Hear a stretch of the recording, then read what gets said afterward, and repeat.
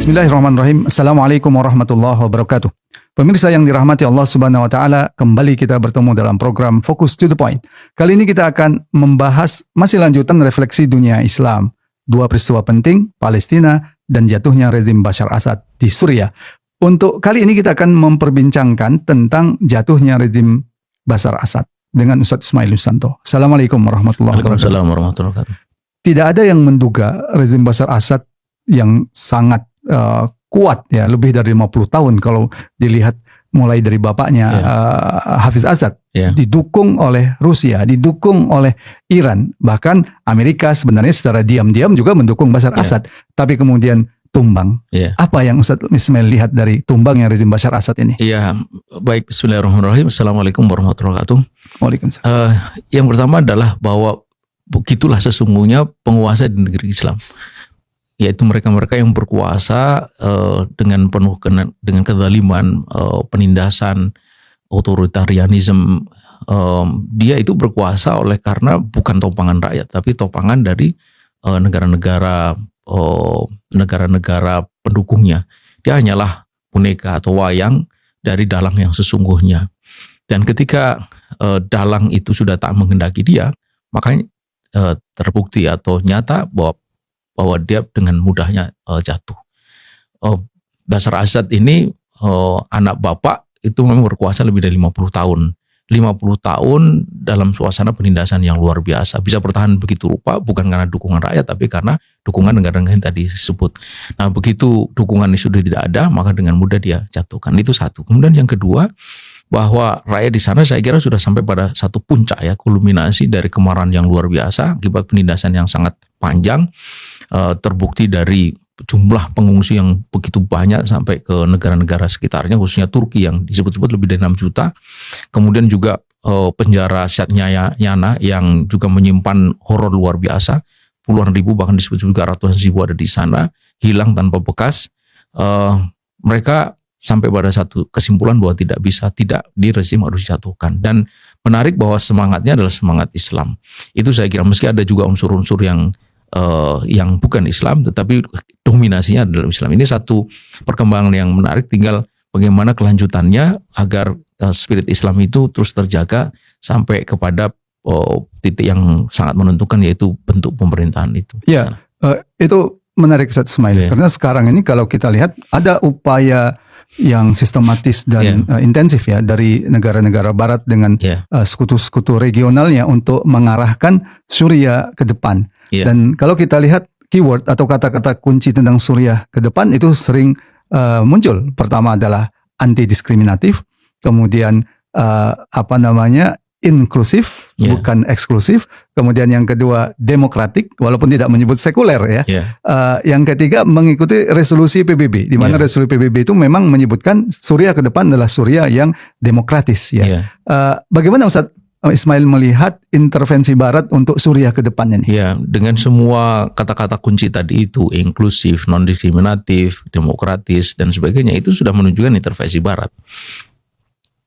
Dalam makna inklusif, non-diskriminatif itu artinya bukan Islam. Mereka mengartikan bahwa begitu kita memilih Islam itu artinya diskriminatif. Begitu kita memilih Islam itu artinya tidak inklusif, eksklusif. Begitu kita memilih Islam itu artinya tidak demokratis gitu. Jadi itu tone yang sangat jelas. Termasuk hak minoritas, mereka sebutkan gitu, menjaga hak minoritas. Menjaga hak minoritas. Padahal selama ini hak minoritas yang tertindas. Bashar Assad dan bapaknya itu kan Alawiyin yang itu sekte Syiah yang sangat sangat menyimpang. Dia berkuasa lebih dari 50 tahun. Itu sangat minoritas karena kurang dari 10%. Tapi Barat kan tidak peduli bahwa bukan menghormati hak minoritas, bahkan sama sekali tidak menghormati hak mayoritas Sunni gitu. Jadi ini semua menunjukkan sekali lagi bagaimana intervensi Barat itu sudah dilakukan sejak dari sangat dini. Nah, ini tentu saja bukan perkara yang mudah gitu ya bagi para pejuang di sana untuk dealing with ini semua gitu, menghadapi ini semua. Tentu dari sini kita menyampaikan pesan gitu untuk jangan keluar walaupun seinci dari platform yang dipastikan atau dijanjikan memberikan kebaikan, yaitu Islam. Karena Suriah itu tidak akan mungkin dilepaskan dari Islam. Dia adalah wilayah yang luar biasa. Dia memang dia merupakan titik dari bukan pertemuan tapi tapak dari peradaban Romawi kuno, kemudian Romawi modern, bahkan kemudian Umayyah pernah menjadi pusat Daulah Umayyah atau Khilafah Umayyah lebih dari 400 tahun sebelum akhirnya pada era modern seperti ini dikuasai oleh rezim despot. Artinya bahwa Suriah itu adalah Islam, disebut juga negeri para nabi. Karena itu mengingkari Islam itu seperti mengingkari identitas dirinya sendiri. Dan itu pula yang coba ditampilkan kan ketika Muhammad Bashir itu khutbah dalam Jumat yang pertama, itu kan tidak ditinggalkan itu al-liwa itu ada di dalam background dia gitu, meskipun juga ada bendera Suriah. Dan itu di masjid? Itu di masjid Umayyah ya, masjid yang sangat terkait dengan khilafahan sebenarnya. Terkait dengan khilafahan, karena tidak mungkin Umayyah itu bukan khilafah gitu. Ustaz Ismail, kalau kita lihat perkembangan Suriah ke depan, Hizbut Tahrir di Suriah itu dengan intensif menyerukan khilafah untuk sebagai solusi untuk Suriah ini. Menurut Ustaz Ismail, kenapa hanya khilafah yang menjadi solusi untuk Suriah ke depan? Prinsip dasarnya adalah bahwa kita mesti meletakkan semua itu dengan Islam atau pada Islam atau dengan dasar Islam. Nah, ketika kita meletakkan itu semua di dalam sistem politik pemerintahan itu dengan dasar Islam, maka pasti kita akan ketemu dengan sistem politik pemerintahan Islam yang tidak ada namanya kecuali khilafah itu gitu. Jadi Islam itu punya sendiri dan dia diwakili oleh satu istilah khilafah atau imamah atau amirul mukminin itu kalau dari segi nama orangnya. Karena itu ketika Hizbut Tahrir itu menyerukan pada pimpinan pejuang dan juga rakyat di sana, maka tidak akan pernah lepas dari Islam. Dan itu sesungguhnya adalah milik kita semua, milik mereka juga gitu. Bukan milik satu dua kelompok, apalagi sekedar milik Hizbut Tahrir. Jadi ini sebenarnya panggilan untuk kesadaran yang sangat mendasar sebagai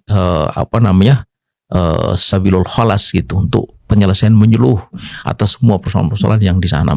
Tetapi juga sekaligus disadari bahwa ini tidak mudah. Karena apa? Di saat yang sama berhadapan dengan berbagai kepentingan yang coba tetap bercokol di sana. Nah itu yang muncul juga sikap pesimisme Ismail terhadap seruan itu dalam kondisi Suriah yang bisa disebut babak belur seperti sekarang ya. Tapi kenapa Hizbut Tahrir di sana itu tetap menunjukkan khilafah dalam kondisi seperti ini? Ini memang bahasa tauhid, bahasa akidah. Sebab begitu kita itu tidak lagi berpegang kepada akidah Islam, itu memang semuanya menjadi tampak sulit dan semuanya tampak menakutkan gitu.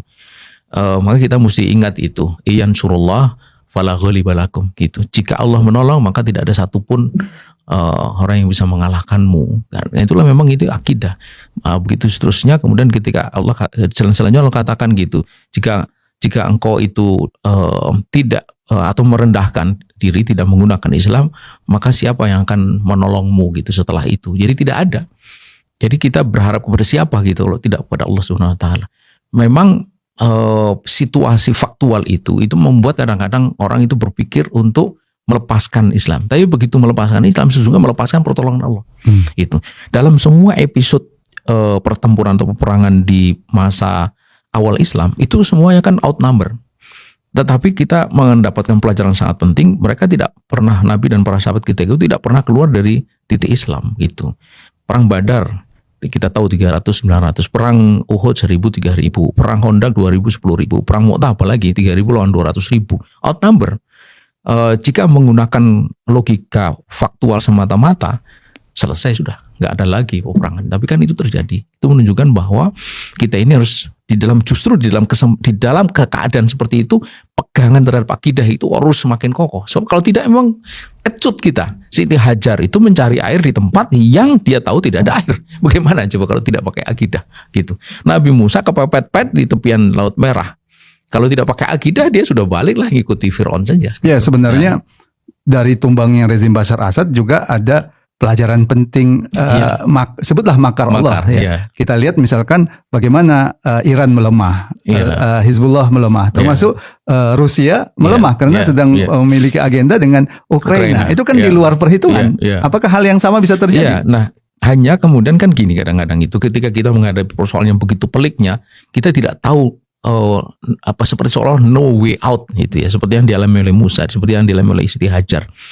Tetapi kemudian sejarah kan membuktikan bahwa Allah itu ala kulli syai'in qadir. Dengan tokatnya dia bisa belah lautan itu.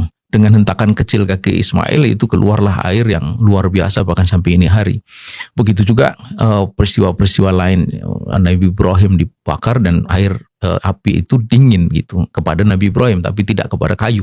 Itu kan menunjukkan bahwa Allah itu dengan kuasanya itu bukan tidak bisa, dia sangat mudah membalikkan semua fakta-fakta yang kita sangka itu tidak mungkin gitu loh, almost impossible gitu. Jadi impossible itu sebenarnya kan kumulasi dari possibility.